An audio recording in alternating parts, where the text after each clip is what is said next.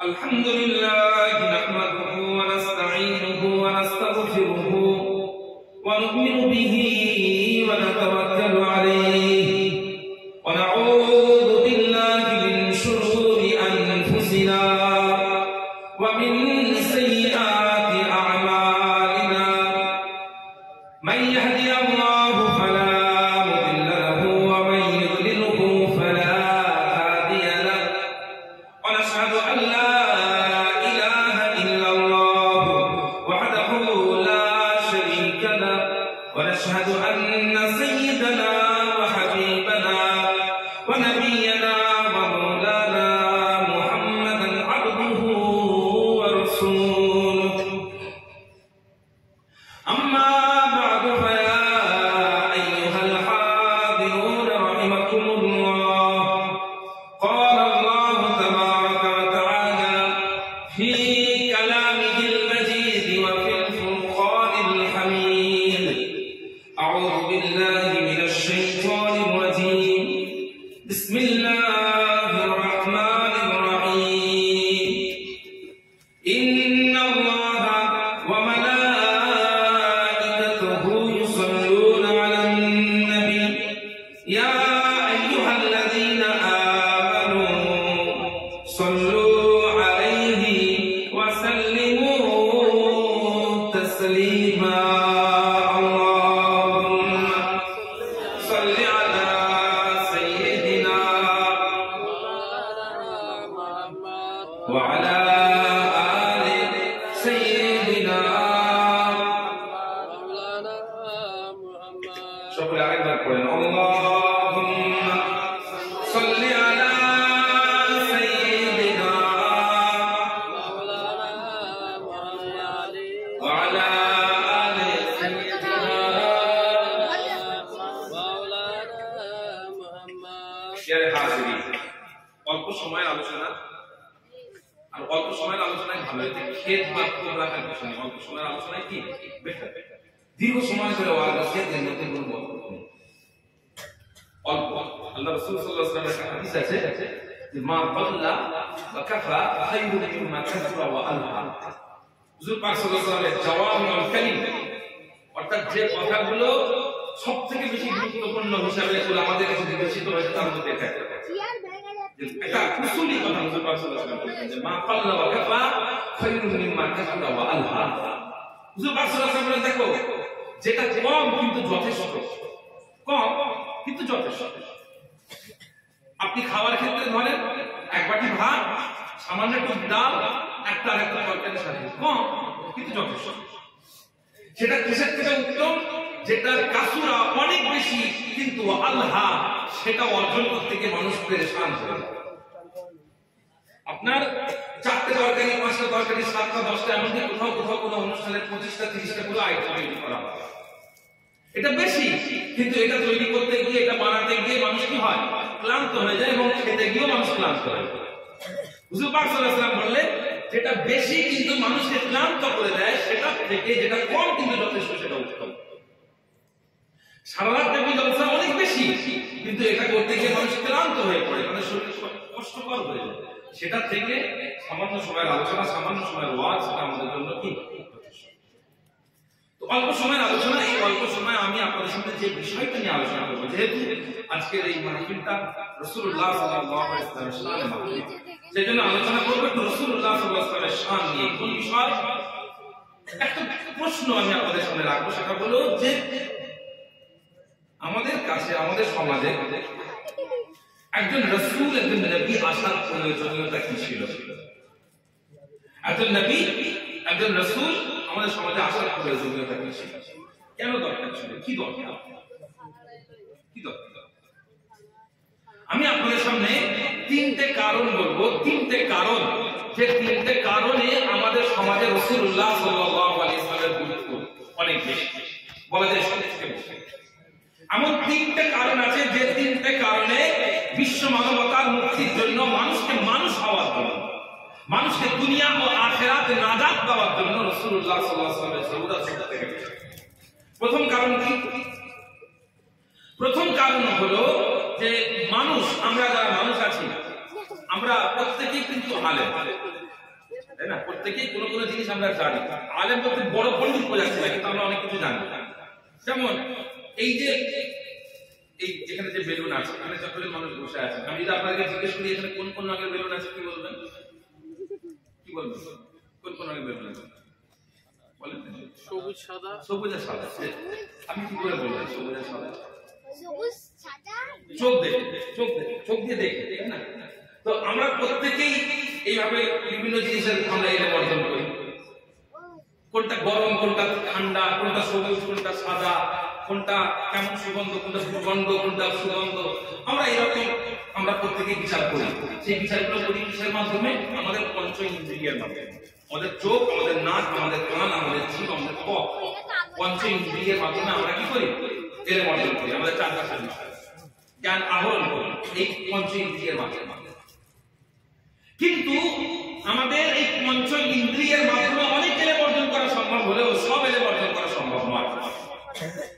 আমি যদি আপনাকে বলি যে আকাশটা কেমন বা আটলান্টিক মহাসাগরের নিচটা কেমন, অথবা আমি যদি আপনাকে জিজ্ঞাসা করি যে চাঁদের পৃষ্ঠটা কেমন, আপনারা কেউ বলতে পারবেন না।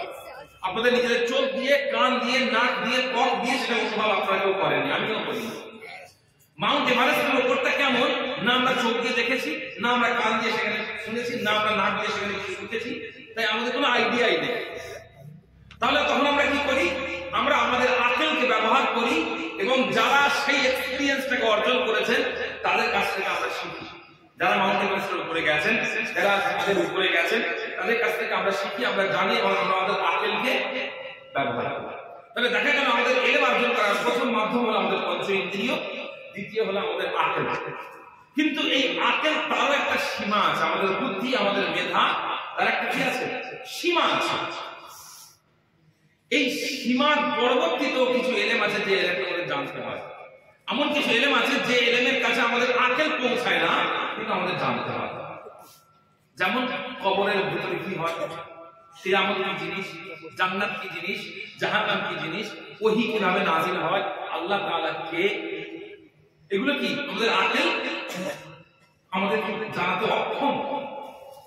আমাদের আকল কোনোভাবে আল্লাহ রাব্বুল আলামিন কে এটা আমরা আমাদের আকলের মাধ্যমে জীবনে বুঝতে পারবো না। আপনি যতই চেষ্টা করেন, আপনার বুদ্ধি, আপনার লজিক দিয়ে আপনি যদি আল্লাহকে বোঝার চেষ্টা করেন, আপনি জীবনে পারবেন না। আপনি না আল্লাহকে দেখতে পাবেন, আপনি না জান্নাত দেখতে পেয়েছেন, না জাহান্নাম দেখতে পেয়েছেন, না আপনি কবরে আযাব দেখতে পেয়েছেন। আর আপনি যদি দেখেও ফেলেন, তাহলে দেখে ফেলার পর আপনি আর ইমানদার, ইমান আনলে ইমান আনতে পারবেন না। আপনাকে না দেখে ইমান আনতে হবে। তো এখান থেকে বোঝা যাচ্ছে কি যে আমাদের আকল যে জায়গায় পৌঁছাতে পারে না, সেখানকারও অনেক কিছু আমাদের জানতে হয়, কিন্তু আমাদের আকল সেখানে যে পৌঁছাতে পারে না, জানার মাধ্যমটা কি? এটা আমরা জানবো কি করে? আমাদের আকল, আমাদের না পঞ্চেন্দ্রিয় আল্লাহর কাছে পৌঁছাতে পারে, না আকল আল্লাহর কাছে পৌঁছাতে পারে। তাহলে আমরা আল্লাহকে জানবো কি করেছি? এই জায়গাতে যেটা ঘটেছে সেটা হলো কি? সেটা হলো আল্লাহ রাব্বুল আলামিন একজন ব্যক্তিকে মনোনয়ন করেছেন, নির্বাচন করেছেন। আমরা রাসূলুল্লাহ সাল্লাল্লাহু আলাইহি ওয়াসাল্লামের একটা নাম আছে আল মুস্তাফা, তাই না? হুজুর পাক সাল্লাল্লাহু আলাইহি ওয়াসাল্লামের একটা নাম কি? আমরা বলি মুহাম্মদ মুস্তাফা। মুস্তাফা মানে যিনি নির্বাচিত। আল্লাহ তাআলা তাকে নির্বাচন করেছেন। কিসের জন্য আল্লাহ তাআলা তাকে নির্বাচন করেছেন? যে এলেমটা মানুষের পঞ্চ ইন্দ্রিয় ও আকলের মাধ্যমে অর্জন করা সম্ভব নয়, তিনি সেই এলেমটা অর্জন করে মানুষের কাছে তার বার্তা পৌঁছে দেবেন। মানুষের আকল আল্লাহকে বুঝতে পারবে না, মানুষের আকল জান্নাত জাহান্নাম বুঝতে পারবে না, মানুষের আকল কিয়ামত বুঝতে পারবে না, মানুষের আকল কবর বুঝতে পারবে না। কিন্তু সেই জন্য আল্লাহ তাআলা তার রাসূল সাল্লাল্লাহু আলাইহি ওয়াসাল্লামকে প্রেরণ করলেন, যিনি এইগুলো দেখেছেন, বুঝেছেন এবং এগুলোর ব্যাপারে মানুষকে বলেছেন। এবং সেই জন্য আল্লাহ তাআলা সব ব্যবস্থা করেছেন। কুরআন শরীফে সূরা বনী ইসরাঈল বলে একটা সূরা আছে 15 পারা, সেখানে আল্লাহ তাআলা একদম শুরুতেই ইরশাদ করেছেন, আউযু বিল্লাহি মিনাশ শাইতানির রাজীম, বিসমিল্লাহির রাহমানির রাহিম, সুবহানাল্লাযী আসরা বিআবদিহি লাইলাতান মিনাল মাসজিদিল হারাম ইলাল মাসজিদিল আকসা বারাকনা হাওলাহু লিনুরিয়াহু মিন আয়াতিনা। আল্লাহ তাআলা বলেন সমস্ত প্রশংসা, সমস্ত তাসবিহাত সে আল্লাহ তাআলার জন্য, যিনি তার বান্দাকে মসজিদুল হারাম থেকে নিয়ে আকসা পর্যন্ত ভ্রমণ করিয়েছেন এবং আমরা জানি মসজিদুল আকসা থেকে বাইতুল মামুর পর্যন্ত এবং বাইতুল মামুর থেকে নিয়ে আরশ পর্যন্ত আল্লাহ তাআলা তার রাসূল সাল্লাল্লাহু আলাইহি ওয়াসাল্লামকে ভ্রমণ করিয়েছেন। কেন? লিনুরিয়াহু মিন আয়াতিনা, আল্লাহ তাআলা বলেন যাতে আমি আমার যে নিদর্শনগুলো আছে সেগুলো আমি আমার রাসূল সাল্লাল্লাহু আলাইহি ওয়াসাল্লামকে দেখাতে পারি। আপনাকে না আপনার আরশে পৌঁছানোর ক্ষমতা আছে, না আপনার আরশে পৌঁছানোর দাবিটা যুক্তি। আপনি যদি বলেন যে আমিও তো আল্লাহ তাআলা দেখে নিতে পারতেন, এখানে যে বলে মানুষ বসে আছে, আল্লাহ তাআলা তার রাসূল সাল্লাল্লাহু আলাইহি ওয়াসাল্লামকে আরশ দেখিয়েছেন, আল্লাহ তাআলা তার রাসূল সাল্লাল্লাহু আলাইহি ওয়াসাল্লামকে জান্নাত দেখিয়েছেন, জাহান্নাম দেখিয়েছেন। কেন? যাতে আমরা সেগুলো দেখে সেগুলোর প্রতি ঈমান আনতে পারি। আপনার মনে একটা প্রশ্ন আসতে পারে, তাহলে আল্লাহ তাআলা আমাকে কেন দেখালেন না? আমাকেও কেন দেখালেন? আল্লাহ তাআলা আমাদেরকেও নিয়ে যেতেন, আমরাও আরশে দেখতাম, আমরাও জান্নাত দেখতাম, আমরাও জাহান্নাম দেখতাম। কিন্তু সেটা হলো পরীক্ষা হতো। আল্লাহ তাআলা তো আমাদের জন্য পরীক্ষা নেবেন, আমাদের ঈমানের পরীক্ষা নিচ্ছেন আল্লাহ তাআলা। সেই পরীক্ষা কি হতো? যদি পরীক্ষার ফলে যদি আমাদেরকে উত্তরপত্র দেখিয়ে দেওয়া হয় তাহলে সেটা পরীক্ষা হলো? পরীক্ষা হলো না। আমাদের পরীক্ষায় হচ্ছে আমরা না দেখে আল্লাহকে কতটা বিশ্বাস করবো। যদি দেখিয়ে দেওয়া হয় তাহলে আর কি পরীক্ষা হলো না? আল্লাহ তাআলা আমাদের পরীক্ষা নেবেন বলে রাসূলুল্লাহ সাল্লাল্লাহু আলাইহি ওয়াসাল্লামকে শুধুমাত্র তাকে আল্লাহ তাআলা গায়েবটাকে দেখিয়ে দিলেন, যাতে তিনি বললেন আমরা সেটা বিশ্বাস করলাম কিনা সেটার পরীক্ষা নেওয়া যায়। রাসূলুল্লাহ সাল্লাল্লাহু আলাইহি ওয়াসাল্লামের এই দুনিয়াতে আগমনের প্রথম এবং প্রধান একটা কারণ হলো তিনি আমাদের কাছে এসে গায়েবের খবর দেবেন, যে খবর অর্জন করা আমাদের দ্বারা সম্ভব। এটা গেল। দ্বিতীয় হুজুর পাক সাল্লাল্লাহু আলাইহি ওয়াসাল্লাম কেন আমাদের কাছে এসেছেন সেটা হলো, লক্ষ্য করুন, আমাদের প্রত্যেককে কিন্তু বিচার করতে হয়। নিজেদের ব্যক্তিগত জীবনে, সামাজিক জীবনে আমাদেরকে বিচার করতে হয়। বিচার করা মানে শুধু অপরের বিচার নয়। এখানে যারা বসে আছেন আপনারা নিজেরা নিজেদের মনে একটা বিচার করেই এখানে বসে আছেন যে আমার সুযোগ আছে ঘরে শুয়ে থাকার, আমার সুযোগ আছে কারোর সঙ্গে বসে আড্ডা দেওয়ার, আমার সুযোগ আছে মাহফিলে গিয়ে বসার। এর মধ্যে আমি কোনটা করব? আপনি নিজে বিচার করে এখানে বসে আছেন। যারা এখানে বসে নেই তারাও বিচার করেই বাইরে বসে আছে, তাই না? আমরা জীবনের প্রত্যেকটা ক্ষেত্রে আমরা কি করি? বিচার করি। কি কোনটা খাবো, কোনটা খাবো না, কোনটা করবো, কোনটা করবো না, কিভাবে চলবো, কিভাবে চলবো না, কিভাবে উপার্জন করবো, কিভাবে ব্যয় করবো, এই সব কিছু কিন্তু আমরা নিজেরা বিচার করি। আমরা বিচার করি, কিন্তু বিচার করতে গেলে প্রথম শর্ত কি? ন্যায় পরায়ণ হতে হবে, ইনসাফ থাকতে হবে। বিচারের মধ্যে কি থাকতে হবে? ইনসাফ। আপনি লক্ষ্য করবেন আমাদের ভারতবর্ষের যে কোর্ট আছে, কোর্টের একটা চিহ্ন আছে, লোগো আছে। সেটা কি? একজন একটা মহিলা দাড়ি পাল্লা হাতে নিয়ে দাঁড়িয়ে আছে এবং তার চোখটা বন্ধ করা। তার চোখ কি? বন্ধ করা। তার চোখ বন্ধ করা মানে কি? যে আমি কে আমার সামনে বিচার নিতে এসে আমি তার দিকে তাকাচ্ছি না, কে বিচার চাইছে আমি সেটা দেখছি না, বরং কোনটা ন্যায় সেটা আমি দেখছি। বিচারের ব্যাকবোন বলা যেতে পারে, বিচার ব্যবস্থার মেরুদণ্ড হলো কি? ইনসাফ। কিন্তু আমরা কি সবসময় ইনসাফ করতে পারি নিজেদের বিচারের ক্ষেত্রে? আমরা পারি না। আমাদের কারোরই ইনসাফ করার ক্ষমতা নেই। কেন নেই? তার কারণ আমাদের নফস আছে। আমাদের নফস। আমি নিজের ব্যক্তিগত কথা বলি, আমি খুব ভালো করে লক্ষ্য করেছি। আমি যখন রাস্তা দিয়ে হেঁটে হেঁটে যাচ্ছি, আর পাশ দিয়ে দেখলাম একটা গাড়ি খুব জোর আমার পাশ দিয়ে চলে গেল, এবং সেখানে আমার একটু অসুবিধা হলো যে আমি রাস্তা দিয়ে হেঁটে যাচ্ছি, আমার একটু অসুবিধা হলো। সঙ্গে সঙ্গে আমার মনে হয় যে রাস্তা কেউ একার নাকি? রাস্তা কেউ একা? আমার যাওয়ার সুযোগ নেই, রাস্তা দিয়ে আমি চলতে পারবো না, এমন ভাবে যাবে? আপনাদেরও নিশ্চয় মনে হয় যে রাস্তা দিয়ে চলে, পাশ দিয়ে কোনো গাড়ি যায়। আবার আপনি যখন গাড়িতে বসে আছেন আর আপনার সামনে হঠাৎ করে রাস্তা পাচ্ছেন, গাড়ি সামনে রাস্তা পার হচ্ছে, আপনি মনে মনে ভাববেন রাস্তা তো গাড়ি চালানোর জন্য, রাস্তায় উপরে ঘুরে বেড়াচ্ছে। অর্থাৎ আপনার দৃষ্টিকোণ থেকে, আপনার পয়েন্ট অফ ভিউ থেকে আপনার বিচার বদলে গেল। আপনি যখন গাড়িতে আছেন আপনার বিচার গাড়ি অর্ডার করছে, আপনি যখন রাস্তায় চলছেন আপনার বিচার তখন কি রাস্তায় চলছেন তার তো। অর্থাৎ আমরা বিচার করি আমাদের নিজেদের সুবিধা অনুযায়ী, কোনটা ন্যায় কোনটা ইনসাফ সেটার উপরে নয়। তার কারণ আমাদের নফস, আমাদের নফসানিয়ত আছে। আমরা ন্যায়ের আগে, হকের আগে, সঠিক বেঠিকের আগে আমরা নিজেদের স্বার্থ, নিজেদের সুবিধাটা দেখি। এই জায়গাতে আল্লাহ রাসূল সাল্লাল্লাহু আলাইহি ওয়াসাল্লামকে আল্লাহ তাআলা পাঠালেন এমন একজন ব্যক্তি হিসেবে যিনি নফসানিয়তকে দেখেন। আমাদের ন্যায় বিচারকে কোনটা প্রভাবিত করে? আমাদের ন্যায় বিচার কেন আমরা করতে পারি না? আমাদের রাগ আছে, আমাদের রাগ আছে। একজন ব্যক্তি লক্ষ্য করবেন, আপনার এলাকায় একজন ব্যক্তি, বাস্তব উদাহরণ নেই, কোনো বেগ বা কোনো অ্যাবস্ট্রাক্ট না দিয়ে বাস্তব উদাহরণ নেই। আমাদের দেশে একটা রাজ্য আছে উত্তরপ্রদেশ, জানেন? উত্তরপ্রদেশ। তো সেই উত্তরপ্রদেশে একটা হিন্দু ধর্মের যাত্রা হয়, যত সময় কাঁওয়ার বা এরকম নাম, কাঁওয়ার যাত্রা। এই যাত্রায় যারা সফর করছে তারা রাস্তার মাঝখানে, হিন্দু তারা রাস্তার মাঝখানে শুয়ে থাকে, রাস্তার মাঝখানে বসে থাকে। তারা রেলওয়েতে ভাঙচুর পর্যন্ত করেছে তাদেরকে নিয়ে যাওয়ার, না নিয়ে যাওয়ার জন্য। রেলওয়েতে অন্য যারা যাচ্ছে তাদেরকে জোর করে তাদের সিট থেকে তুলেছে নিজেরা বসার জন্য, কিন্তু তাদের কোনো বিচার নেই। দোকান থেকে, রেস্টুরেন্ট থেকে জোর করে খাবার খেয়ে নিয়ে যে পয়সা দেয়নি, তাদের কোনো বিচার নেই। কিন্তু একজন মুসলমান রাস্তায় 5 মিনিটের জন্য জুমার নামাজ পড়বে, 10 মিনিটের জন্য জুমার নামাজ পড়বে, প্রশাসন গিয়ে তাকে লাথি মেরে দিচ্ছে। এটা আমাদের, আমরা চোখের সামনে দেখছি। কেন বলেন? এখানে বিচারিতা লেগেছে, বিচারিতা আছে, দুরকম কপটতা আছে, হিপোক্রেসি আছে। কিন্তু কেন হচ্ছে? তার কারণ তারা বিচারটা করছে রাগের কারণে। এদেরকে আমি ভালোবাসি, এদের 7 খুন মা, এদেরকে আমি পছন্দ করি না, এরা একটা মশা মারলেও তার বিচার করছে। কেন? আমাদের রাগ আছে, আমাদের হিংসা আছে, আমাদের ঘৃণা আছে, আমাদের কামনা আছে, আমাদের লালসা আছে। এই প্রত্যেকটা জিনিস কি করে? আমাদের বিচারকে প্রভাবিত করে। সেই জন্য আমাদের বিচারের ক্ষেত্রে ইনসাফ হয় না। অপরদিকে আল্লাহ তাআলা দুনিয়ার বুকে ইনসাফ প্রতিষ্ঠা করতে চাইলেন। আল্লাহ তাআলা চাইলেন যে রাগ মানুষের ফায়সালা করবে না, হিংসা ফায়সালা করবে না, ক্রোধ ফায়সালা করবে না, কামনা ফায়সালা করবে না, বরং যেটা ন্যায় সেটা ন্যায় হিসেবে গণ্য হবে, যেটা অন্যায় সেটা অন্যায় হিসেবে গণ্য হবে।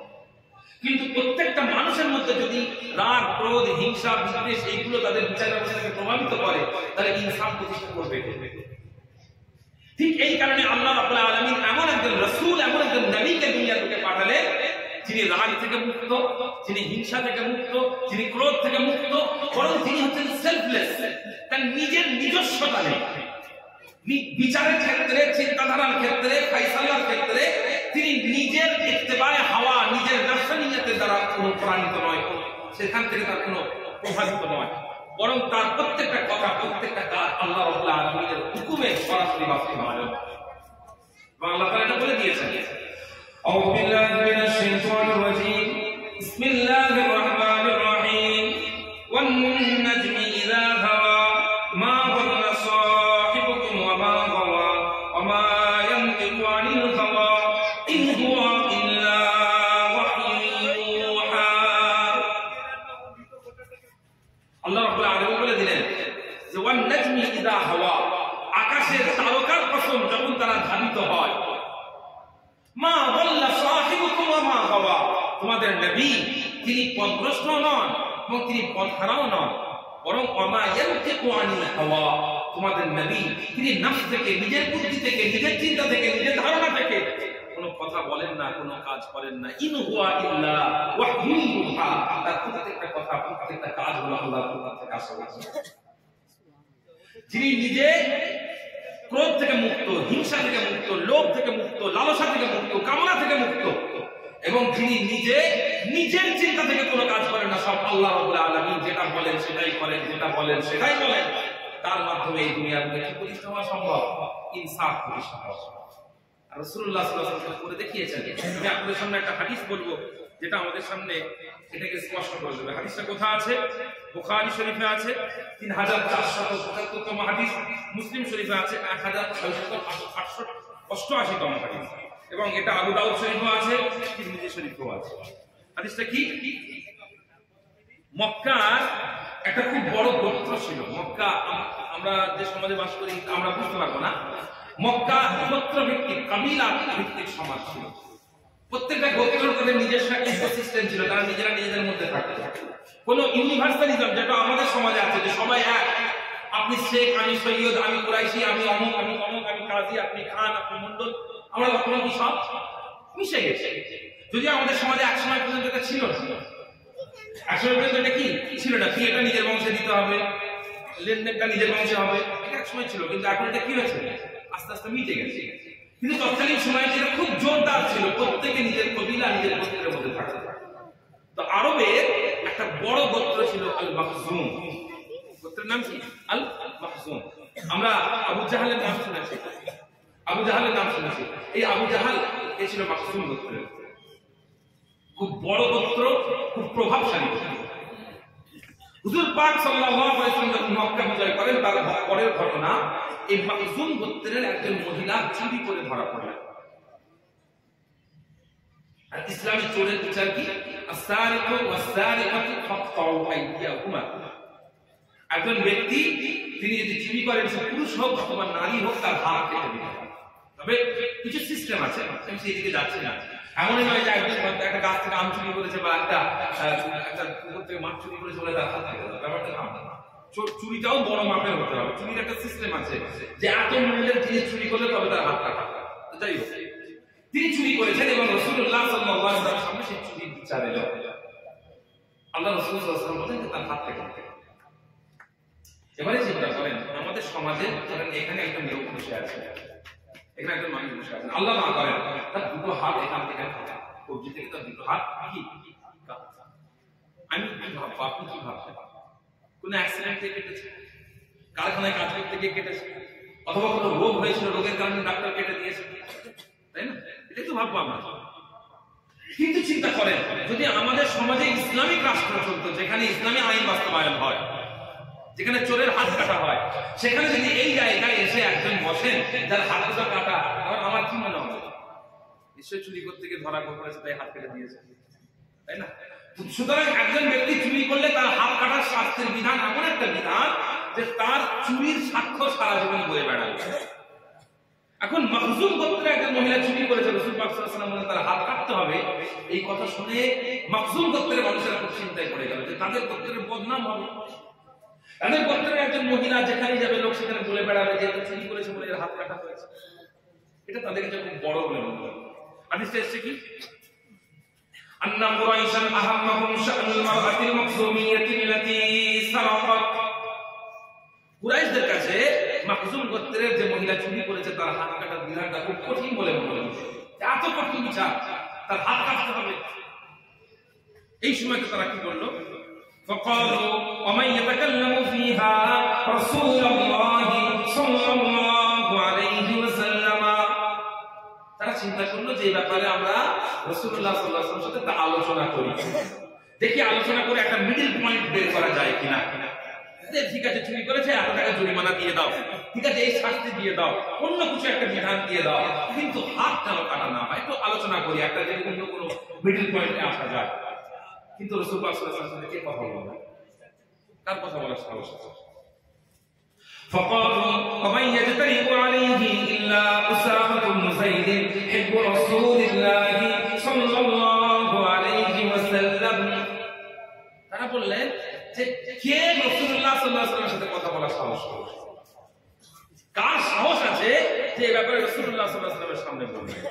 অবশ্যই তারা চিন্তা করলেন একজন ব্যক্তি আছে, তার নাম হলো উসামা বিন যায়েদ। কি নাম বললাম? উসামা বিন যায়েদ। আমরা নাম শুনেছি কি? নাম শোনা হয়েছে উসামা বিন যায়েদ, অনেকে শোনেননি। তবে রাসূলুল্লাহ সাল্লাল্লাহু আলাইহি ওয়াসাল্লামের সবথেকে পছন্দের মানুষগুলোর মধ্যে একজন ছিলেন উসামা বিন যায়েদ। হযরত যায়েদ বিন হারিসা রাদিয়াল্লাহু তাআলা আনহু এবং হযরত উম্মু আইমান রাদিয়াল্লাহু তাআলা আনহা এর সন্তান হলেন উসামা বিন যায়েদ রাদিয়াল্লাহু তাআলা আনহু। তাকে বলা হতো হিব্বুর রাসূল বা রাসূল পাক সাল্লাল্লাহু আলাইহি ওয়াসাল্লামের প্রিয় পাত্র। হুজুর পাক সাল্লাল্লাহু আলাইহি ওয়াসাল্লাম তিনি অনেক বড় হয়ে যাওয়া পর্যন্ত রাসূলুল্লাহ সাল্লাল্লাহু আলাইহি ওয়াসাল্লাম তাকে নিজের কোল মুবারকে বসাতেন। তিনি অনেক বড় হয়ে যাওয়া পর্যন্ত রাসূলুল্লাহ সাল্লাল্লাহু আলাইহি ওয়াসাল্লাম তাকে গায়ে হাত দিয়ে আদর করতেন। তিনি অনেক বড় হয়ে যাওয়া পর্যন্ত রাসূলুল্লাহ সাল্লাল্লাহু আলাইহি ওয়াসাল্লাম নিজে যে উঠে বসতেন, যে ঘোড়ায় বসতেন, তাকে সাথে করে নিয়ে বসিয়ে এবং হুজুর পাক সাল্লাল্লাহু আলাইহি ওয়াসাল্লাম তার জন্য বারবার দোয়া চাইতেন, বারবার দোয়া চাইতেন। খুব ভালোবাসতেন, খুব ভালোবাসতেন। তিনি একবার রাস্তায় ঠিকরে পড়ে গেলেন, কপালটা কেটে গেল, রক্ত বেরোচ্ছে। হযরত আম্মা জান আয়েশা রাদিয়াল্লাহু তাআলা আনহা রাসূলুল্লাহ সাল্লাল্লাহু আলাইহি ওয়াসাল্লাম বলেন, আয়েশা এই উসামার চুলটা পরিষ্কার করে দাও তো, রক্ত বেরোচ্ছে। হযরত আম্মা জান আয়েশা রাদিয়াল্লাহু তাআলা আনহা তিনি একটু কেমন যেন খারাপ লাগে, যে রক্ত রক্ত বেরোচ্ছে, মাইটা দিলে কি হয়ে আছে না হয়ে আছে খারাপ লাগে। রাসূলুল্লাহ সাল্লাল্লাহু আলাইহি ওয়াসাল্লাম সঙ্গে নিজে উঠে গেলেন, উঠে গিয়ে উসামা রাদিয়াল্লাহু তাআলা ওই জায়গাটা নিজে পরিষ্কার করলেন এবং নিজে লালা লাগিয়ে দিলেন, নিজে লালা মুবারক ওই জায়গায় লাগিয়ে দিলেন। এটা থেকে কি বোঝা যায়? ভালোবাসা, মুহাব্বত। তো সবাই বললেন যে এত বড় একটা কথা যে একজন চোর চুরি করেছে, তার হাত কাটা হবে, এর বিধান আমরা অল্টার করতে চাইছি, চেঞ্জ করতে চাইছি। এটা রাসূলুল্লাহ সাল্লাল্লাহু আলাইহি ওয়াসাল্লামের সামনে বলার ক্ষমতা একমাত্র উসামা বিন যায়েদ, তাকে পাঠানো হবে। উসামা বিন যায়েদ রাদিয়াল্লাহু তাআলা আনহুকে রাসূলুল্লাহ সাল্লাল্লাহু আলাইহি ওয়াসাল্লাম পাঠানো। আপনি প্রথমে চিন্তা করেন, একটা বড় কবিরা, একটা বড় গোত্র, একটা বড় গোষ্ঠী, তারা চাইছে যেটা রাসূলুল্লাহ সাল্লাল্লাহু আলাইহি ওয়াসাল্লাম করছেন তার উল্টোটা। সেই জায়গায় রাসূলুল্লাহ সাল্লাল্লাহু আলাইহি ওয়াসাল্লাম রাজি হচ্ছেন না। এখান থেকে কি বোঝা যায়?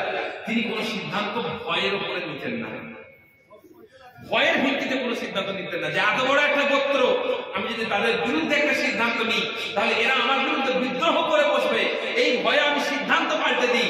তিনি মানুষকে খুশি করার জন্য, তিনি কাউকে আনন্দিত করার জন্য সিদ্ধান্ত নিতেন না, বরং সিদ্ধান্ত কিসের ভিত্তিতে নিচ্ছেন? ইনসাফের। উসামা বিন যায়েদ রাদিয়াল্লাহু তাআলা আল্লাহ রাসূল সাল্লাল্লাহু আলাইহি ওয়াসাল্লাম আসলেন।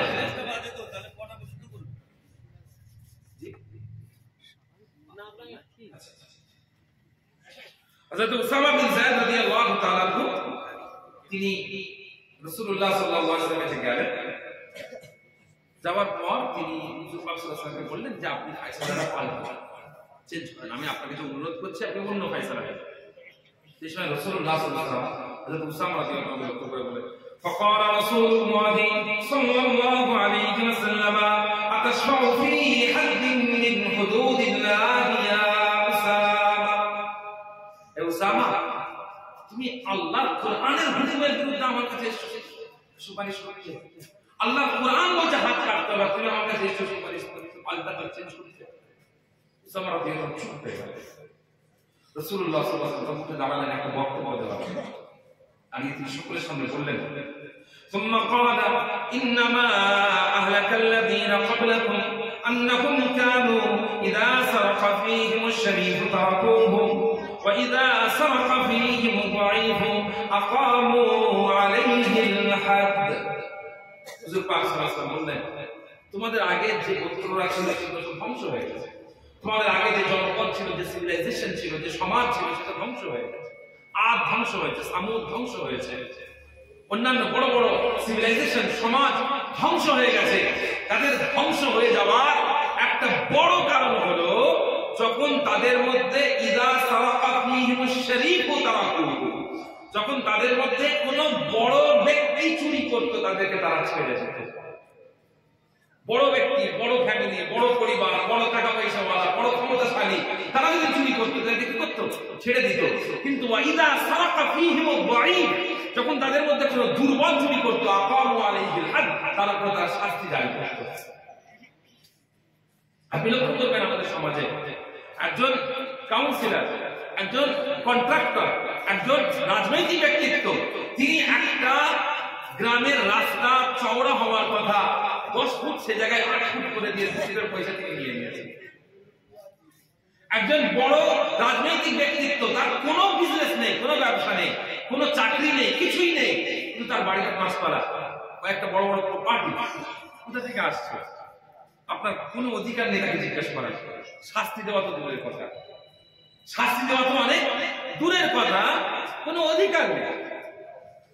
আমাদের রাজ্যের বলবো না, কারণ হচ্ছে রাজনৈতিক কথা নাই বলে যে কথা বলছিলাম। তো আমাদের সমাজে বড় ব্যক্তিত্বদের তাদেরকে কি করা হয়? তারা যখন অন্যায় করে, চুরি করে, তাদেরকে ছেড়ে দেওয়া হয়। কিন্তু একটা গরিবের ছেলে তারা যদি রাস্তায় একটা চায়ের দোকান থেকে ক্ষুধার জ্বালায় একটা বিস্কুট চুরি করে, তাকে রাস্তার ধারে পোস্টারে যেতে পেটানো। এবং আপনি নিজে বাজারে গেছেন, দেখতে পেয়েছেন একদিনকে পেটানো হচ্ছে, আপনি গিয়ে দুটাকে ঘুষি মেরে নিজের হাতে সামনে বাস্তব। তাহলে দেখা যাচ্ছে কি সত্যি ঘটনা আগে ঘটেছে এবং আমরাও দুঃখজনকভাবে সেই দিকে এগিয়ে গেছি। রাসূলুল্লাহ সাল্লাল্লাহু আলাইহি ওয়াসাল্লাম বলেন, তোমাদের আগে যারা ছিল তাদেরকে আল্লাহ ধ্বংস করেছেন, তার কারণ তারা তাদের মধ্যেকার উচ্চ শ্রেণী চুরি করলে, অন্যায় করলে সেটাকে তারা অন্যায় হিসেবে দেখতো না, শাস্ত্রের বিধান তারা জারি করতো না। কিন্তু গরিবরা, অসহায়রা, দরিদ্ররা কোনো এরপরে রাসূলুল্লাহ সাল্লাল্লাহু আলাইহি ওয়াসাল্লাম মারাত্মক কথা বললেন, কারণ যে মহিলাটা চুরি করেছে তার নাম ছিল ফাতিমা। কি নাম? ফাতিমা আল মাখজুমিয়া। এরপরে রাসূলুল্লাহ সাল্লাল্লাহু আলাইহি ওয়াসাল্লাম বলেন, শোনো, এই ফাতিমা তো অনেক দূরে থাক, এই ফাতিমা তো অনেক দূরে থাক, শুনে রাখো। ওয়াইমুল্লাহি, আল্লাহর কসম দিয়ে বলি, লাউ আন্না ফাতিমাতা বিনতা মুহাম্মাদিন সারাকাত লাকাতাতু ইয়াদাহা, যদি আমি মুহাম্মদ সাল্লাল্লাহু আলাইহি ওয়াসাল্লাম আমার কন্যা ফাতিমা যদি চুরি করতেন, আমি তারও হাত কেটে দিতাম। অর্থাৎ হুজুর পাক সাল্লাল্লাহু আলাইহি ওয়াসাল্লাম এখানে না তিনি নিজের লোক দেখলেন, না তিনি দূরের কেউ দেখলেন, না তিনি উচ্চ বংশ দেখলেন, না তিনি উচ্চ সম্পদ দেখলেন, না তিনি গরিব দেখলেন, না তিনি অসহায় দেখলেন, তিনি অন্যায় দেখেছেন। সবাই তার বিরুদ্ধে গেল, তিনি শাস্ত্রের বিধান সেখানে জারি করলেন। কেন? তার কারণ তিনি কে শাস্তি বিচার চাইছে সেটা দেখেন না, বরং যেটা ইনসাফ সেটাকে তিনি বাস্তবায়ন করেন। শুধুমাত্র চুরির ক্ষেত্রে নয়, জীবনের প্রত্যেকটা মুহূর্তে, প্রত্যেকটা ক্ষেত্রে রাসূলুল্লাহ সাল্লাল্লাহু আলাইহি ওয়াসাল্লাম এই দুনিয়াকে ইনসাফকে প্রতিষ্ঠা করে গেছেন। এই জন্য বিশ্ব মানবতার জন্য মুহাম্মদ রাসূলুল্লাহ সাল্লাল্লাহু আলাইহি ওয়াসাল্লাম দুটো কারণ। এবারে আসে তৃতীয় কারণ। তৃতীয় কারণ কি? এটা বোঝার জন্য আমরা একটা উদাহরণ দিচ্ছি, তবে উদাহরণটা মনে করবেন না যে আমরা তুলনা করছি, না। হুজুর পাক সাল্লাল্লাহু আলাইহি ওয়াসাল্লাম আমাদের প্রত্যেকটা উদাহরণের ঊর্ধ্বে। হুজুর পাক সাল্লাল্লাহু আলাইহি ওয়াসাল্লাম আমাদের প্রত্যেকটা উদাহরণের ঊর্ধ্বে, তার শ্রেষ্ঠত্ব সম্পর্কে আমাদের কোনো ধারণাই নেই। তবে আপনাদের বোঝার জন্য উদাহরণ দিচ্ছি। ধরেন আপনি সাতপুরের মানুষ, আপনার একটা ফ্রিজ কিনতে হবে বা বাড়িতে এসি কিনবেন। আপনি কি করেন? আপনি ধরেন মশারের পর্দা ইলেকট্রিক্সে চলে গেলেন বা অন্য কোথাও চলে গেলেন, অথবা আপনি ডানকুনি গ্রেট স্ট্যান্ডে চলে গেলেন বা রায়পুর ইলেকট্রনিক্সে চলে গেলেন, গিয়ে বলেন আমাকে একটা ফ্রিজ লাগবে। আপনি একটা ফ্রিজ চুজ করলেন কেনার জন্য, এই ফ্রিজটা আমার পছন্দ হয়েছে, বা এই এসিটা আমার পছন্দ হয়েছে, এই ওয়াশিং মেশিন আমার পছন্দ হয়েছে। আপনি কিনে অর্ডার দিলেন, আপনি যখন কিনে নিলেন, আপনার হাতের সঙ্গে সঙ্গে ডাল কেনা, চাল কেনা, আলু কেনার মতো আপনার হাতে এসি, ওয়াশিং মেশিন, ফ্রিজ দিয়ে দেন। আপনাকে শোরুম থেকে বলে দেওয়া হয় আপনার বাড়ির ঠিকানা দিয়ে যান, আমরা আপনার বাড়িতে পৌঁছে দেব। তারা কি করেন? তাদের গাড়িতে করে আপনার বাড়িতে এই এসি বা ওয়াশিং মেশিন বা ফ্রিজটা পৌঁছে দেন। যখন বাড়িতে আসে, লক্ষ্য করবেন একজন ব্যক্তি আসেন, তিনি ইনস্টলেশন করেন, আপনার মেশিনটাকে বসান, আপনার মেশিনটাকে কি করেন? তার কাজ শুরু করেন। এসি সেটাকে ফিট করে, চালু করে, ঠান্ডা করে আপনাকে দেখাবেন। ফ্রিজ সেটাকে ফিট করে, সেটাকে চালু করে আপনাকে দেখাবেন। ওয়াশিং মেশিন সেটাকে ফিট করে, চালু করে কিভাবে কি করতে হবে আপনাকে দেখাবেন।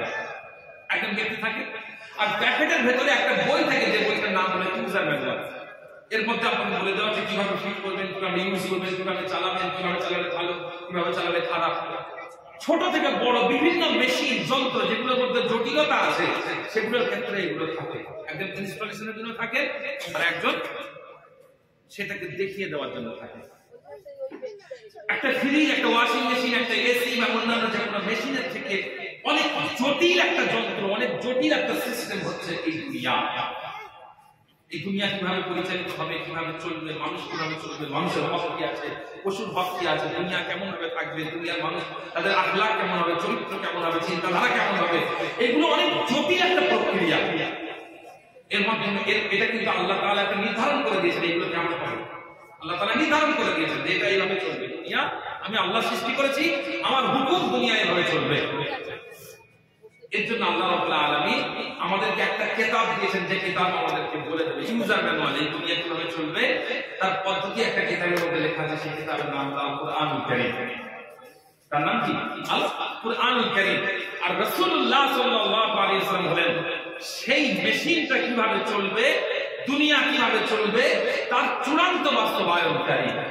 তিনি দুনিয়ার বুকে আল্লাহ তাআলা তাকে প্রেরণ করলেন কোথায়? আরবের বুকে। রাসূলুল্লাহ সাল্লাল্লাহু আলাইহি ওয়াসাল্লাম পুরো আরবের বুকে ইসলামকে বাস্তবায়ন করে, ইসলামী রাষ্ট্রকে বাস্তবায়ন করে, কুরআনকে বাস্তবায়ন করে দেখিয়ে দিলেন দুনিয়া এইভাবে চলবে, এইভাবে চলবে না। হুজুর পাক সাল্লাল্লাহু আলাইহি ওয়াসাল্লামের এই জন্য বিশ্ব মানবতার জন্য প্রয়োজন, বিশ্ব মানবতার কাছে রাসূলুল্লাহ সাল্লাল্লাহু আলাইহি ওয়াসাল্লামের এই জন্য প্রয়োজন, তার কারণ তিনি আমাদের কাছে দেখিয়ে দেবেন, তিনি আমাদের কাছে দেখিয়ে দেবেন কিভাবে দুনিয়া চলবে, কিভাবে চলবে না। যারা হাজির, আমি আপনাদের সামনে তিনটে কারণ দেখালাম, যে কারণে রাসূলুল্লাহ সাল্লাল্লাহু আলাইহি ওয়াসাল্লাম আমাদের প্রয়োজন আছে। আমি কেন বললাম? এই তিনটে জায়গায় আমাদেরকে রাসূলুল্লাহ সাল্লাল্লাহু আলাইহি ওয়াসাল্লামকে আগে রাখতে হবে, কারণ আল্লাহ তাআলা তাকে এই জন্য পাঠিয়েছেন। গায়েবের খবরের ব্যাপারে আমাদের নিজেদের ধারণা নিজেদের ভাবনার আগে রাসূলুল্লাহ সাল্লাল্লাহু আলাইহি ওয়াসাল্লামের কথা বক্তব্যকে আগে রাখতে হবে, কারণ আল্লাহ তাআলা তাকে ওটা জানানোর জন্য পাঠিয়েছে। আদল ও ইনসাফ প্রতিষ্ঠার ক্ষেত্রে নিজেদের বুদ্ধি নিজেদের বিবেক নিজেদের ভাবনার জায়গা থেকে আগে রাসূলুল্লাহ সাল্লাল্লাহু আলাইহি ওয়াসাল্লামের বুদ্ধি রাসূল সাল্লাল্লাহু আলাইহি ওয়াসাল্লামের কথা আমলকে আমাদের আগে রাখতে হবে, তারপর আল্লাহ তাআলা তাকে সেই জন্য পাঠিয়েছেন। এবং দুনিয়া কিভাবে চলবে সেই ক্ষেত্রে আমাদের নিজেদের বুদ্ধি নিজেদের বিবেচনা নিজেদের ভাবনার আগে রাসূলুল্লাহ সাল্লাল্লাহু আলাইহি ওয়াসাল্লামের কর্মপন্থাকে আগে রাখতে হবে, কারণ আল্লাহ রাব্বুল আলামিন তাকে ওই কাজের জন্য পাঠিয়েছেন। এটা হলো রাসূলুল্লাহ সাল্লাল্লাহু আলাইহি ওয়াসাল্লামের জীবন থেকে আমাদের একটা মৌলিক শিক্ষা। এবারে প্রশ্ন হলো যে রাসূলুল্লাহ সাল্লাল্লাহু আলাইহি ওয়াসাল্লাম তার এই দায়িত্বগুলোকে কিভাবে পালন করেছেন, আল্লাহ তাআলা তাকে যে দায়িত্বগুলো দিয়েছেন এই দায়িত্ব কিভাবে পালন করেছেন। আল্লাহ রাব্বুল আলামিন কোরআন মাজিদের মধ্যে সেটা বলে দিয়েছেন। কি বলছেন? আউযু বিল্লাহি মিনাশ শাইতানির রাজীম। লাকাদ মান্নাল্লাহু আলাল মুমিনিনা ইয বা'আথা ফীহিম রাসূলা ইয়াতলু আলাইহিম আয়াতিহি ওয়া ইউযাক্কিহিম ওয়া ইউআল্লিমুহুমুল কিতাবা ওয়াল হিকমাহ। আল্লাহ তাআলা এখানে বলে দিলেন চারটি জিনিস। আল্লাহ তাআলা রাসূল সাল্লাল্লাহু আলাইহি ওয়াসাল্লাম এই চারটি জিনিসের মাধ্যমে তার যে দায়িত্ব সেই দায়িত্বকে বাস্তবায়ন করেছেন। কি কি? প্রথম নাম্বার হলো ইয়াতলু আলাইহিম আয়াতিহি। আল্লাহ তাআলা তার রাসূল সাল্লাল্লাহু আলাইহি ওয়াসাল্লামকে দুনিয়ার মধ্যে পাঠিয়েছেন, তিনি তার দায়িত্ব পালন করেছেন কিসের মাধ্যমে? কোরআন শরীফ তিলাওয়াতের মাধ্যমে। কোরআন শরীফ তিলাওয়াতের মাধ্যমে। দেখুন কথাটা খুব সিম্পল লাগছে, কারণ আজকে আমিও তেলাওয়াত করছি, কারি সাহেবরা তেলাওয়াত করছেন, বাচ্চারা তেলাওয়াত করছেন। আপনি ভাববেন না যে আমাদের তেলাওয়াতটা যেমন সহজ রাসূলুল্লাহ সাল্লাল্লাহু আলাইহি ওয়াসাল্লামের তেলাওয়াতটা এমন সহজ না। প্রথম কথা হচ্ছে আমাদের উপরে কোরআন নাযিল হয়নি, নাযিল হয়েছে কার উপরে? রাসূল সাল্লাল্লাহু আলাইহি ওয়াসাল্লাম। এবং কোরআন নাযিল হওয়াটা এতটা কঠিন একটা বিষয় ছিল যে আল্লাহ তাআলা বলেন লাউ আনজালনা হাযাল কুরআন আলা জাবালিন লারাআইতাহু খাশিআম মুতাসাদ্দিআম মিন খাশিয়াতিল্লাহ। যদি এই কোরআনকে আমি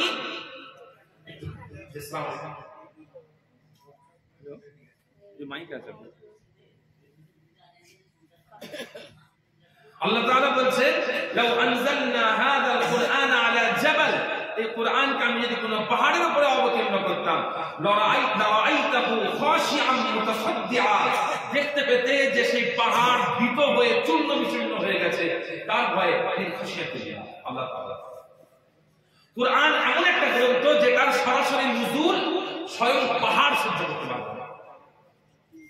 হযরত মুসা আলাইহিস সালাম আল্লাহ তাআলাকে বলেছিলেন যে আমি আল্লাহ আপনাকে দেখতে চাই। আল্লাহ রাব্বুল আলামিন বললেন পাহাড়ের দিকে তাকাও। আল্লাহ রাব্বুল আলামিনের নূরের তাজাল্লি সেই পাহাড়ের উপরে পড়লো, সেই পাহাড়টা চূর্ণ বিচূর্ণ হয়ে গেল। মুসা আলাইহিস সালাম অজ্ঞান হয়ে জমিনে পড়ে। এখান থেকে বোঝা যায় যেটা সরাসরি আল্লাহ তাআলার পক্ষ থেকে আসে সেটাকে নেওয়ার ক্ষমতা সবার নেই। সেটা কে নিয়েছেন? রাসূলুল্লাহ সাল্লাল্লাহু আলাইহি ওয়াসাল্লাম নিয়েছেন। কিভাবে নিয়েছেন? হুজুর পাক সাল্লাল্লাহু আলাইহি ওয়াসাল্লাম বললেন আমাকে যখন ওহী অবতীর্ণ হয় আমি একটা শব্দ শুনতে পাই, সেই শব্দটা কেমন? হুজুর পাক সাল্লাল্লাহু আলাইহি ওয়াসাল্লাম বললেন যেমন হচ্ছে সিলসিলাতুল জারস। হুজুর পাক সাল্লাল্লাহু আলাইহি ওয়াসাল্লাম সিলসিলাতুল জারস অর্থাৎ ধারাবাহিক ঘন্টা ধ্বনির মতো, মাথার মধ্যে যেমন ঘন্টা বাজালে ঢং ঢং ঢং ঢং করে জোরে আওয়াজ হয়, হুজুর পাক সাল্লাল্লাহু আলাইহি ওয়াসাল্লামের মাথার মধ্যে সেরকম একটা আওয়াজ হতো। হুজুর পাক সাল্লাল্লাহু আলাইহি ওয়াসাল্লাম এত কষ্ট হতো যে হুজুর পাক সাল্লাল্লাহু আলাইহি ওয়াসাল্লাম শদীদ ঠান্ডার সময়, খুব ঠান্ডার সময় রাসূলুল্লাহ সাল্লাল্লাহু আলাইহি ওয়াসাল্লাম ঘেমে যেতেন, আবার খুব গরমের সময় রাসূল পাক সাল্লাল্লাহু আলাইহি ওয়াসাল্লাম কাঁপতেন। খুব গরমের সময় রাসূল পাক সাল্লাল্লাহু আলাইহি ওয়াসাল্লামের শরীরে 2, 3, 4, 5টা পর্যন্ত কম্বল ঢাকতে হতো ঠান্ডা ঠান্ডা। আবার খুব ঠান্ডার সময় রাসূল পাক সাল্লাল্লাহু আলাইহি ওয়াসাল্লাম ঘেমে গোসল হয়ে গেছে। কখন? এই ওহী অবতীর্ণ হওয়ার সময়। এখান থেকে বোঝা যায় যে ওহী অবতীর্ণ হওয়াটা কোনো সহজ জিনিস ছিল না, খুব কঠিন জিনিস ছিল। রাসূল পাক সাল্লাল্লাহু আলাইহি ওয়াসাল্লাম প্রথম কথা হচ্ছে এটাকে নিয়েছেন। তারপরে কি করলেন? সেই কোরআন শরীফের প্রচার শুরু করলেন, প্রসার শুরু করলেন। আজকে কোরআন শরীফ পড়াটা খুব ইজি, খুব সহজ। হুজুর পাক সাল্লাল্লাহু আলাইহি ওয়াসাল্লামের সময়টা খুব সহজ ছিল।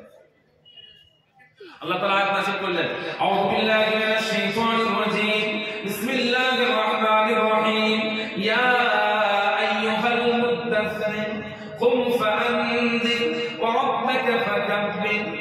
আল্লাহ তাআলা বলেন হে কাপড় আবৃত আমার নবী, আপনি ওঠেন, মানে ওঠেন, ফাআনযির আপনি মানুষকে সতর্ক করেন। সতর্ক কাকে করবেন?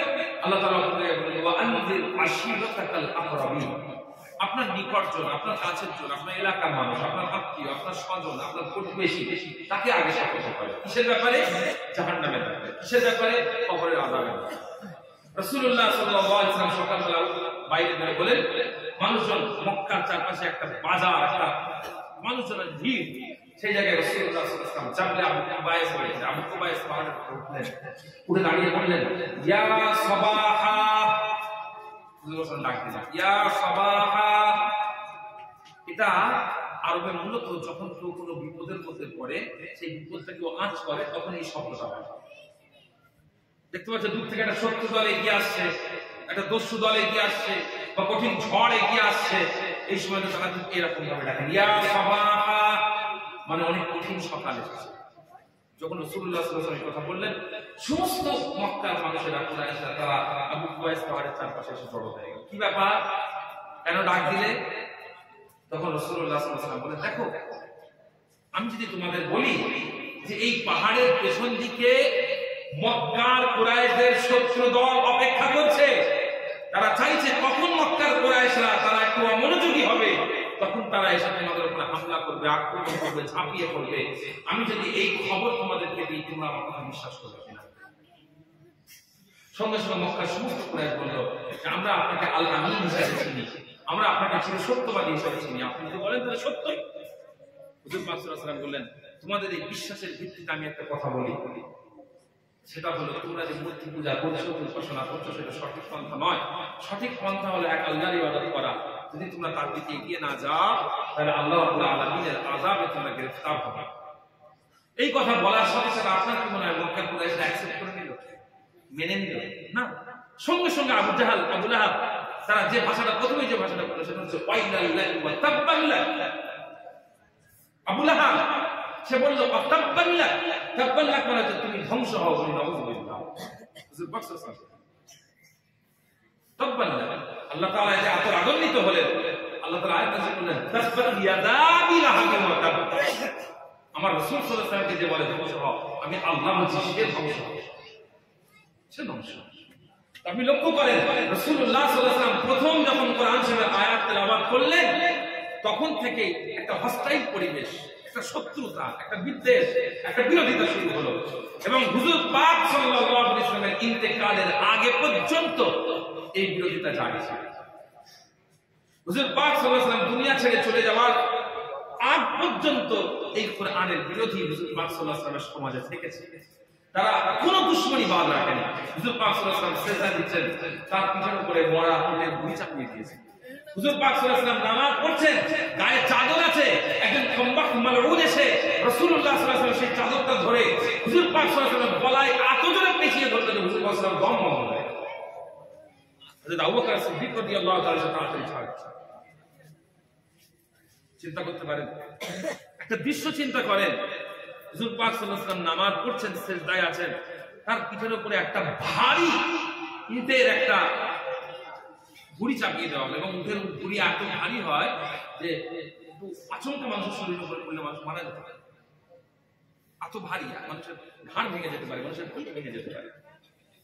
হুজুর পাক সাল্লাল্লাহু আলাইহি ওয়াসাল্লাম চাপিয়ে দেওয়া হলো, এবং হযরত ফাতিমা যাহরা রাদিয়াল্লাহু তাআলা আনহা, একজন শিশু কন্যা, তিনি এসে আব্বার পিঠ থেকে সেই চাদরটা, সেই উটের ভুঁড়িটা নামানোর চেষ্টা করছেন। কতটা করুণ দৃশ্য, কতটা করুণ দৃশ্য। এই দৃশ্য থেকে রাসূলুল্লাহ সাল্লাল্লাহু আলাইহি ওয়াসাল্লাম বাড়িতে হয়েছে। যখন তিনি তায়েফ থেকে ফিরছে, হুজুর পাক সাল্লাল্লাহু আলাইহি ওয়াসাল্লামের শরীর মুবারক থেকে এত রক্ত বের করা হয়েছে, এত আঘাত করেছে যে রাসূলুল্লাহ সাল্লাল্লাহু আলাইহি ওয়াসাল্লামের পায়ের জুতো মুবারকটা হুজুর পাক সাল্লাল্লাহু আলাইহি ওয়াসাল্লামের রক্তের সাথে পাটা লেগে পায়ের জুতো মুবারকটা পায়ের সাথে জড়িয়ে গেছে।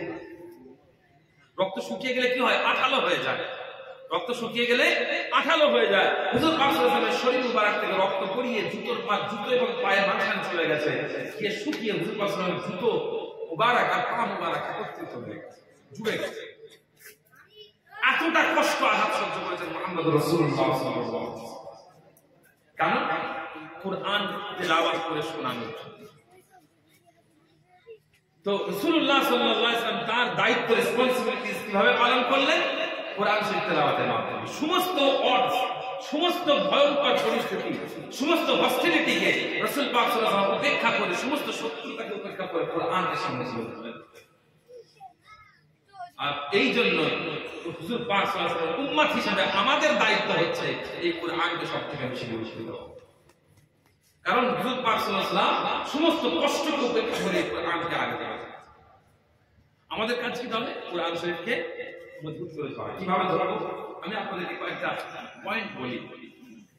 প্রথম পয়েন্ট, আমাদের প্রত্যেককে কোরআন শরীফ তেলাওয়াত করা শিখতে হবে, প্রত্যেককে। এবং সেটা কেমন হবে? শুদ্ধ তেলাওয়াত হবে। আমি একটা কথা আপনাদেরকে বলি, মনে রাখবেন, অশুদ্ধ তেলাওয়াত আর তেলাওয়াত না করা দুটো প্রায় একই। অশুদ্ধ তেলাওয়াত এবং তেলাওয়াত না করা দুটো প্রায় একই জিনিস, দুটোর মধ্যে কোনো ফায়দা নেই। যেটা করতে হবে সেটা হলো শুদ্ধ তেলাওয়াত। এবং মাশাআল্লাহ তাদের এখানে সেটা চর্চা চলছে, আমাদের মাদ্রাসার এখানে, তাই না? সেটা চর্চা চলছে, শুদ্ধ তেলাওয়াতের মাধ্যমে চর্চা। আমাদেরকে নিজেদের বাচ্চা, আমাদের সমাজে যারা শিশুরা আছে, বাচ্চারা আছে, আমি একটা জিনিস আপনাকে বলি, ইসলামের খেদমত করার জন্য সবাইকে আলেম, সবাইকে হাফেজ, সবাইকে কারি হওয়ার দরকার নেই।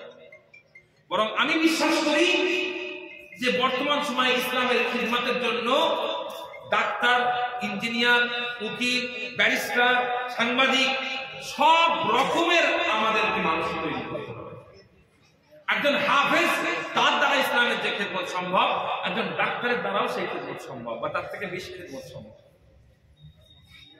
এখন চিন্তা করে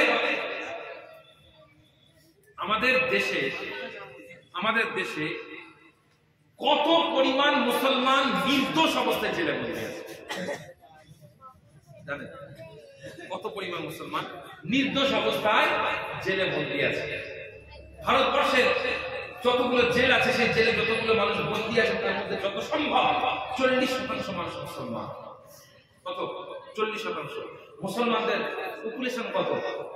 14% মুসলমানরা ভারতবর্ষে প্রতি 100 জনে 14 জন মুসলমান, কিন্তু জেলখানার ভিতরে প্রতি 100 জনে 40 জন মুসলমান। এর মধ্যে কত মানুষ আছেন যারা নিরাপরাধ, কত মানুষ আছেন হতে পারে তারা অপরাধী, তাদের কোনো বিচার হচ্ছে না, কোনো বিচার হচ্ছে না। এই বিচারের কাজ কারা করবেন? হাফেজরা গিয়ে করবেন? কোর্টে হাফেজরা দাঁড়াবেন, আলেমরা দাঁড়াবেন, পীর সাহেব দাঁড়াবেন না। কোর্টে দাঁড়াতে হবে কাকে? একজন উকিলকে। এবার একজন উকিল, আপনি জানেন, আপনি এই কথাগুলো বলছি, আপনার কাছে মনে হতে পারে যে আমি যে কথা বলছি বড্ড সাম্প্রদায়িক। না, আমি আপনাকে চোখে আঙ্গুল দিয়ে দেখিয়ে দেবো যে আমাদের ভারতবর্ষে কত উকিল আছেন যে উকিলেরা র্যাডিক্যালাইজড হিন্দুত্ববাদে বিশ্বাস করেন, যারা মনে করেন ভারতবর্ষ থেকে মুসলমানদেরকে বিতাড়িত করতে হবে। এরা কোনোদিন একটা মুসলমানকে জেল থেকে ছাড়াবে? নিরাপরাধ মুসলমানকে জেল থেকে না। উমার খালিদের মতো ছেলে, যিনি জেএনইউ এর, জওহরলাল নেহরু ইউনিভার্সিটির পিএইচডি ফেলো, একজন রিসার্চ স্কলার, আজ কিছু কম বেশি 5 বছর হলো তিনি জেলে বন্দী আছেন। হতে পারে তিনি কোনো অন্যায় করেছেন, হতে পারে তিনি কোনো ভুল কাজ করেছেন, কিন্তু তার জন্য তো তাকে কোর্টে তুলতে হবে, তাই না? তার জন্য তো তাকে কোর্টে তুলতে হবে, তার শুনানি হতে হবে, বিচারকের রায় থাকতে হবে। কোন কোর্টে তোলা হয়নি, কোন বিচারকের রায় শোনানো হয়নি। আজ 5 বছর বিনা বিচারে তিনি জেল খেটেছেন। 5 বছর। একজন রিসার্চ স্কলার, তার পিতা ডক্টর কাসেম ইলিয়াস, তিনি একজন আইনজীবী, তার পিতা, এবং অল ইন্ডিয়া মুসলিম পার্সোনাল ল বোর্ডের স্পোক পার্সন। চিন্তা করেন কত বড় ব্যক্তি। তার ছেলে 5 বছর জেলে পড়ে আছে, কোনো বিচার নেই। এটা কখন সম্ভব? যখন মুসলমানদের একটা বড় গোষ্ঠী তারা কোর্টে উঠে তার পক্ষে সওয়াল করবে, তারা বিচার ব্যবস্থাকে প্রেসার দেবে। বিচার ব্যবস্থার সঙ্গে যারা যুক্ত, আমি পারবো না। আমি রাস্তাঘাটে গিয়ে রাস্তায় হই হই করতে পারি, আমার সুপ্রিম কোর্টে গিয়ে কথা বলার ক্ষমতা নেই, তাই না? এর জন্য দরকার উকিল। আপনি চিন্তা করেন ভারতবর্ষের বুকে মুসলমানদের বিরুদ্ধে কত মারাত্মক অন্যায় ঘটেছে, কত প্রায় কিছু কম বেশি 10-12 বছরে কত মারাত্মক অন্যায় ঘটেছে। আপনি বলেন কজন মুসলমান সাংবাদিক সেগুলো নিয়ে সামনে তুলে আনতে পেরেছে? খুব কম। সেই জায়গায় যদি আমাদের মুসলমানদের সাংবাদিক থাকে, তাহলে কিভাবে কি সম্ভব তারা মুসলমানদের বিরুদ্ধে এই অত্যাচার অবিচারগুলোকে তারা সামনে তুলে আনতে পারে? তো প্রিয় উপস্থিতি, মুসলমানদের মধ্যে ইসলামের খেদমত করার জন্য শুধু আলেম হাফেজ হতে হবে এটা নয়। বরং সেখানে ডাক্তার, ইঞ্জিনিয়ার, উকিল, ব্যারিস্টার তাদের দ্বারা ইসলামের খেদমত সম্ভব এবং অনেক বড় খেদমত সম্ভব। কিন্তু যেটা দরকার সেটা হলো যে তারা ডাক্তার হন, উকিল হন, ব্যারিস্টার হন, যেই হন না কেন, তাদের যেন মুসলিম মানসিকতার হন, তারা যেন ইসলামিক মানসিকতার হন। সেটার জন্য কি করতে হবে? সেটার জন্য আমি আপনাদের সকলকে অনুরোধ করবো, আপনার ছেলেকে আপনি ডাক্তার করেন, উকিল করেন, ইঞ্জিনিয়ার করেন, ব্যারিস্টার করেন, আইপিএস করেন, আইএএস করেন, আইএফসি তে যুক্ত করেন। কথা বুঝতে পেরেছেন? আইএফএসি যুক্ত ইন্ডিয়ান ফরেন সার্ভিসে তাদেরকে নিয়ে যান, তাদেরকে বিচার ব্যবস্থায় ঢোকান, তাদেরকে জুডিশিয়ারিতে নিয়ে যান, সব জায়গায় তাদেরকে আপনি পাঠান, তাদেরকে মাস্টার করেন, তাদেরকে ইঞ্জিনিয়ার করেন, সব করেন, বড় বড় ব্যবসায়ী করেন, উদ্যোগপতি করেন। কিন্তু তাদেরকে ছেলেবেলায় তাদের পড়াশোনার সাথে সাথে কুরআনের তালিম তাদেরকে দেন, কুরআনের শিক্ষা তাদেরকে দেন, যাতে এই সন্তান ভবিষ্যতে যে জায়গাতে থাকুক না কেন ইসলামের প্রতি মুহাব্বত এবং মুসলমানদের প্রতি দরদ যেন তার মধ্যে থাকে, কওমের কাজ যেন সে করে। এবং আমরা যারা বয়োজ্যেষ্ঠ আছি মনে রাখবেন, কুরআন শরীফ কোনো সাধারণ কিতাব নয়, কোনো সাধারণ বই নয়। কুরআন শরীফ হলো আল্লাহ রাব্বুল আলামিনের কালাম, আল্লাহ তাআলার কিতাব। সেই কুরআন শরীফকে আপনি যদি বৃদ্ধ বয়সে পড়ে নিতে লজ্জার বিষয়, আপনি যদি অন্য কিতাব পড়তেন আমি বলতে একটা লজ্জার বিষয়। আপনি যদি বৃদ্ধ বয়সে অ আ ক খ পড়েন, কারণ আমার দৃষ্টিতে সেটা লজ্জার বিষয় নয়, কারোর কাছে হয়তো সেটা লজ্জার বিষয়, যে বৃদ্ধ বয়সে অ আ ক খ পড়ছে। আমার কাছে নয়, শিক্ষিত কোনো মানুষের কাছে নয়, কিন্তু অনেকের কাছে লজ্জার বিষয় হতে পারে। কিন্তু যার কাছে যেমনই হোক, কমপক্ষে কুরআন শরীফ কারোর কাছে লজ্জার বিষয় হতে পারে না। তার কারণ কুরআন শরীফ আল্লাহর কালাম, কালামুল্লাহ। আপনি বৃদ্ধ বয়সে পড়েন, 80 বছর বয়সে পড়েন, তবুও এটা কি আপনাদের সম্মানে আপনি কুরআন। সেই জন্য যারা মুরব্বী আছেন, বয়োজ্যেষ্ঠ আছেন, তাদের প্রথম পুরো আপনারা কুরআন শরীফ পড়া শেখেন। দ্বিতীয় কাজ, শুধু কুরআন শরীফ শুদ্ধভাবে তেলাওয়াত নয়, কমপক্ষে কুরআন শরীফের যতটুকু আপনি নামাজের মধ্যে পড়েন ততটুকু অর্থ জানার চেষ্টা করেন। কুরআন শরীফের অর্থ জানা পাপ নয়, অন্যায় নয়, বরং এটা একটা ভালো কাজ। আমি আপনাদেরকে একটা আইডিয়া বলি, আপনারা বুঝতে পারবেন। আমরা তো সবাই বাংলা ভাষী, এখানে যারা আছে সবাই তো বাংলা ভাষায় কথা বলতে পারবেন। আমরা কত বাংলা শব্দ জানি? 10,000, 12,000 বাংলা শব্দ আমরা জানি, আরো বেশি হতে পারে। কেউ 20,000, 25,000 বাংলা শব্দ বলতে জানতে পারে, তাই না? শব্দ, বাংলা শব্দ মানে অসংখ্য বাংলা শব্দ আমরা জানি, পড়লে শুনলে বুঝে দেখলে বুঝতে পারি কি লেখা আছে, তাই না? অসংখ্য বাংলা শব্দ 20,000, 15,000, 20,000 বাংলা শব্দ মুখস্থ থাকতে পারে। তো আপনি বাংলা ভাষার 15,000 শব্দ মুখস্থ করেছেন, আপনার কোনো মাথার উপরে কোনো প্রেশার এসেছে? চাপ এসেছে? আপনি যদি 2,000 আরবি শব্দ মুখস্থ করেন, কটা? মাত্র 2,000 আরবি শব্দ মুখস্থ করেন, পুরো কুরআন শরীফ আপনি নিজে পড়ে অর্থ নিজে বুঝতে পারবেন। কথা বললাম 2,000। যদি আপনি 2,000 আরবি শব্দ ফি মানে মধ্যে, আলা মানে উপরে, ঠিক আছে, ইলা মানে দিকে, মিন মানে থেকে, ঠিক আছে, কিতাব মানে বই, কাতাবা মানে লেখা, এরকম আপনি যদি 2,000 আরবি শব্দ মুখস্থ করেন, আপনি পুরো কুরআন শরীফের অর্থ নিজে বুঝতে পারবেন। যদি আপনি সেটা এতটা সময় আপনি না দিতে পারেন, কমপক্ষে নামাজে আপনি আম্মা পারার সূরাগুলো তেলাওয়াত করেন, আপনার 10টা আয়াত আছে, 10টা সূরা আছে, 10টা সূরা আপনি ফ্রিকুয়েন্টলি নামাজের মধ্যে পড়েন, আমি আপনাকে অনুরোধ করব এই সবকটা মুখস্থ করেন, এর অর্থগুলোকে জানুন। এর মাধ্যমে কি হবে? আপনি যখন নামাজে দাঁড়াবেন, আপনি যখন নামাজে অংশগ্রহণ করবেন, তখন আপনি যখন তিলাওয়াত করবেন, সেই তিলাওয়াতের মধ্যে আপনি ওই আয়াতগুলোর অর্থ বুঝতে পারবেন এবং এর মাধ্যমে আপনার নামাজে একাগ্রতা বাড়বে। এই চেষ্টাটা আপনারা সকলে করবেন। আমি আপনাদের কাছে আর দীর্ঘায়িত করবো না, কারণ আপনাদের দিকে কুয়াশা আসছে, মানুষের ঠান্ডা লাগবে, কষ্ট হবে। আমি দীর্ঘায়িত করবো না। তো যে কথা বললাম, রাসূলুল্লাহ সাল্লাল্লাহু আলাইহি ওয়াসাল্লাম এই দুনিয়ার বুকে এসেছেন বিশ্ব মানবতার মুক্তির জন্য। সেই মানবতার মুক্তির ব্যবস্থাপনা তিনি কিভাবে করেছেন? সর্বপ্রথম তিনি যেটা করেছেন সেটা হলো কুরআনের প্রচার। আজকে উম্মাত হিসেবে আমরা যদি আমাদের বাড়িতে বাড়িতে কুরআনের প্রচার শুরু করি, কুরআনের তালিম শুরু করি, কুরআনের চর্চা শুরু করি, তাহলে আমাদের দ্বারা মুক্তি সম্ভব, আমাদের জিন্দেগিতে মুক্তি সম্ভব, আমাদের আখিরাতে নাজাত সম্ভব। আল্লাহ রাব্বুল আলামিন আমাদের সকলকে তৌফিক দান করুন। সকলে বলি আল্লাহুম্মা আমিন। বলেন আল্লাহুম্মা আমিন। যে আমি মাশাআল্লাহ আমাদের বড় ভাইজান জনাব ইজাদ আল-হাজ মাওলানা মোহাম্মদ কামিমউদ্দিন সিদ্দিকী ভাইজান, তিনি মাশাআল্লাহ দোয়া চাইবেন, আমাকে বললেন দোয়া চাওয়ার আগে তাকে ইশারা দিতে। তো আমরা ভাইজান আসবেন, তার আগে আমাদের আপনাদের অত্যন্ত মুহাব্বতের ভালোবাসার মানুষ, আমাদের সকলের আগ্রহের বিষয় জনাব হযরত কারি হিদায়াতুল্লাহ সাহেব কোরআন কারীম তেলাওয়াত করে শোনাবেন। তো তার আগে আমরা একটুখানি দাঁড়িয়ে একবার সালাম পাঠ করবো। ইয়া নবী সালাম, ইয়া রাসূল সালাম, ইয়া হাবিব সালাম আলাইকা,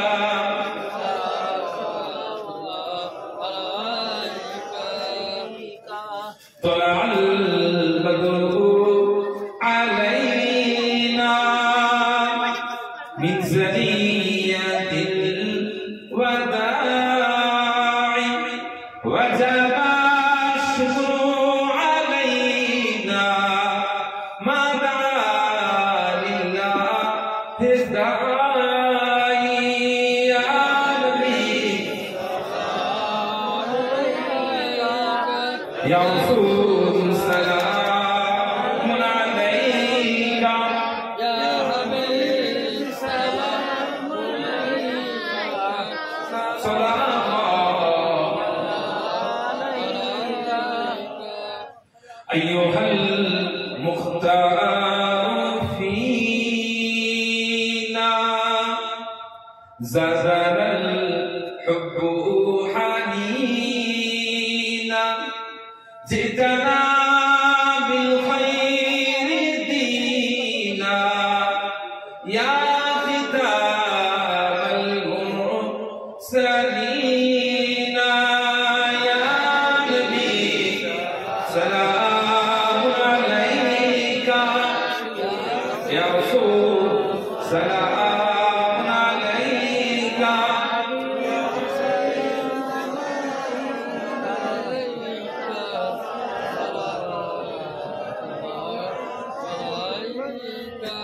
أيها المبعوث فينا جئتنا بالأمر المطاع جئت شرفت المدينة مرحبا يا خير داعي يا نبي سلام عليك يا رسول سلام عليك يا حبيب سلام عليك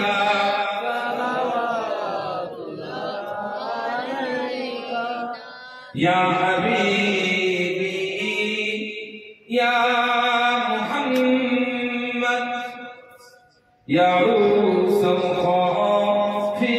الخافقين يا مؤيد يا ممجد يا إمام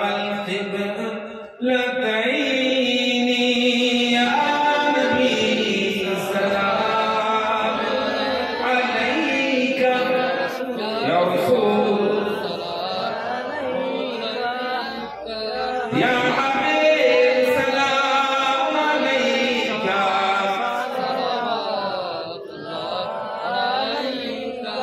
أنت شمس أنت بدر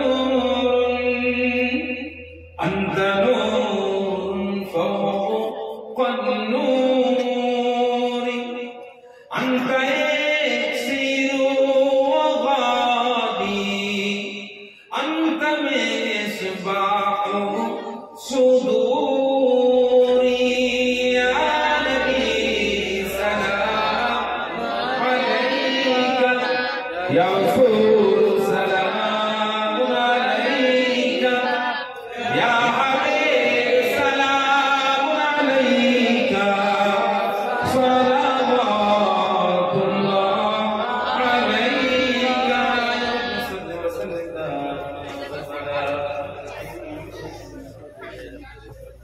بلغ العلا بأعماله كشف الدجى হাসনাত জামিউ খিসালিহি সাল্লু আলাইহি ওয়া আলিহি। যারা হাজিরিন ভাইজান আসছেন, আপনাদের সঙ্গে অনুরোধ করবো যারা আশপাশে আছেন মাঠের ভেতরে চলে আসবেন। শীতের সময় যত বেশি ভেতরের দিকে আসবেন আপনাদের ঠান্ডা তত কমে। বাইরের ভেতরটাই কারণ মানুষ যেহেতু আসে এই জায়গাটায় গরম বেশি থাকে।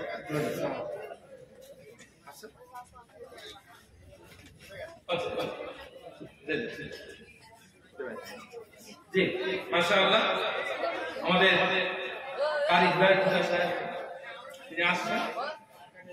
আমার সঙ্গে আমরা তো মনে আছে ৫,০০০ ছিলাম এবং সেই থেকে আমাদের এই অঞ্চলের মানুষ কালী সাহেবের আমরা এক প্রকার কি ভক্তই হয়ে গেছে, তৈরি হয়েছে।